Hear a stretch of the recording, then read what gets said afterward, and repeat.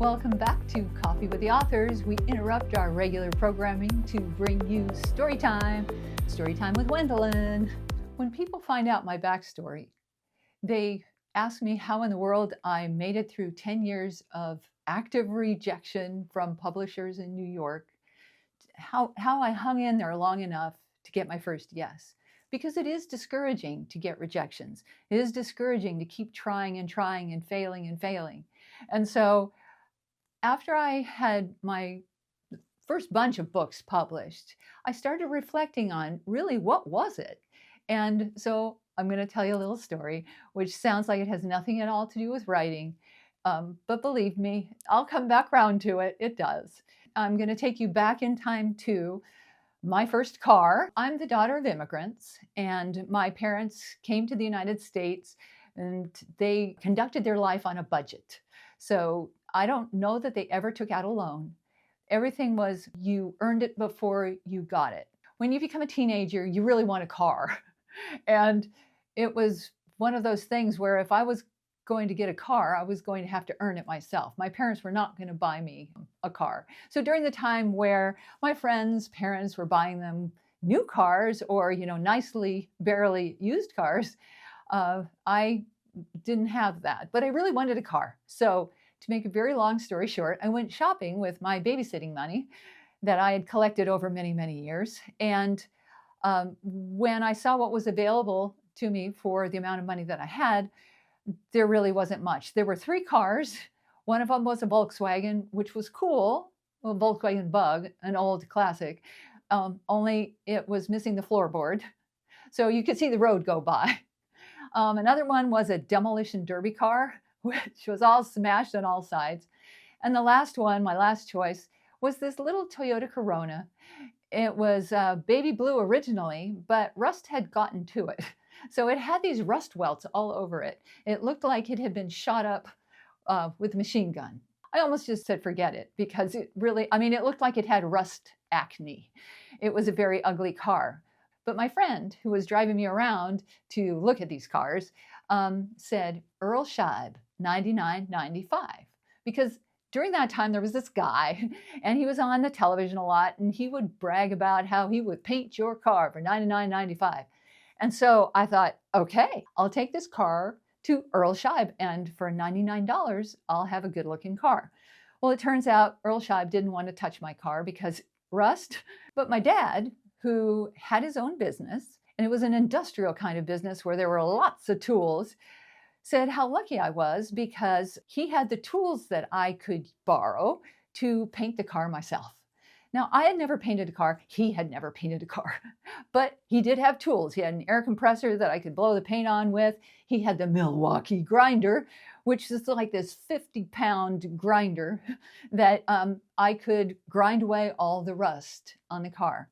Well, to make a long story short, because I'm trying to make this the abbreviated version of my first car, I used the Milwaukee grinder, and by the time I had ground down all the rust welts on this vehicle, I had a lot of holes where there used to be car and rust. But my dad told me I need to get rid of all the rust or the rust will come back. So I got rid of all the rust in half my car. And then I went to the car shop and I bought Bondo, and I bondoed and I bondoed and I bondoed, and I filled in the holes.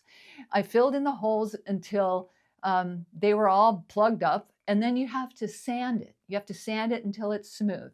So I spent all this time prepping this car, getting rid of the rust, filling in the holes where the rust used to be, sanding it down. I was just so sick of prepping this car. And then you're supposed to mask it off. We used some old newspaper and some masking tape to mask off the windows and the mirrors and the other chrome things. My dad set me out with the air compressor and a little pot of paint that was car paint that I thought from the little swatch on the top of it was going to be a baby blue like the car was, only it turned out it was a turquoise blue. I figured it would dry lighter than it looked in the can because it'd be just a thin coat of it. Anyway, this was not done in a booth. This was done out in the street where the winds in the afternoon picked up. And so my dad showed me the technique for spraying this car. He'd never sprayed a car before. I think he sprayed a wall. But he's my dad and I'm trusting him. So he sets me up and I start painting my car. again, long story short, this car turns out to be like this really, really bright robin's egg blue. And I'm kind of panicking over the fact that this car is going to be this color. And then the paint starts running, and then the winds come up and it starts getting this orange peel kind of look to it. And so I have this, just when I'm done, I have this disaster, this whole like car that's this bright blue that has run marks on it, and orange peel is just horrible. Also, all those Bondo areas, those were like lumpy. They look really smooth before I started painting, but once the paint hit it, you could see there were little valleys where they used to be. So you may think this would be the end of my trauma where this car was concerned, but you would be wrong. Because shortly after I painted my car, the clutch went out. Now, okay, we Van Draanens, we would not own an automatic transmission car, because how in the world would you get your car going in the morning if you couldn't push start it if the battery had died? Which was kind of part of my growing up. We used to help Dad get to work by pushing the car down the road, and then he'd pop the clutch and there he'd go off to work. So yes, it would be foolish to buy a car with an automatic transmission. And my car, which by the way, I named Bullet, because of the way it looked like it had been shot up by a mobster. It had a clutch. You could get to the clutch by either pulling the engine or dropping the transmission. And I knew this because, how lucky for me, in the trunk of this car that I had bought was a book that had the blown up schematics for how to change any part in this car that I wanted to change. So my dad helped me look through the book and diagnose that it was the throwout bearing that needed to come out of this car.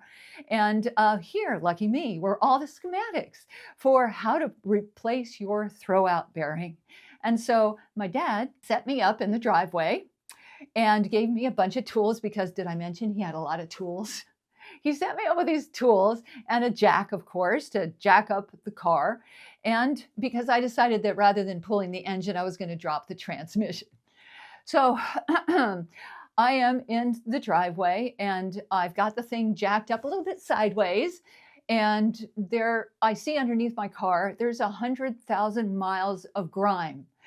You cannot even see the bolts because there's so much oil that's dripped and dirt that's mixed in with the oils. So I've got to remove these bolts front and back to pull the transmission out.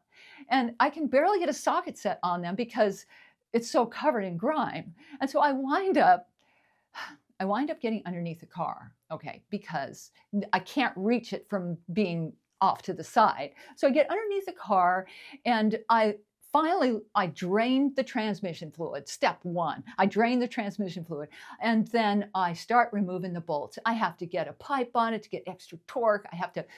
Anyway, these bolts finally cut me some slack and loosen. I finally get all the bolts removed.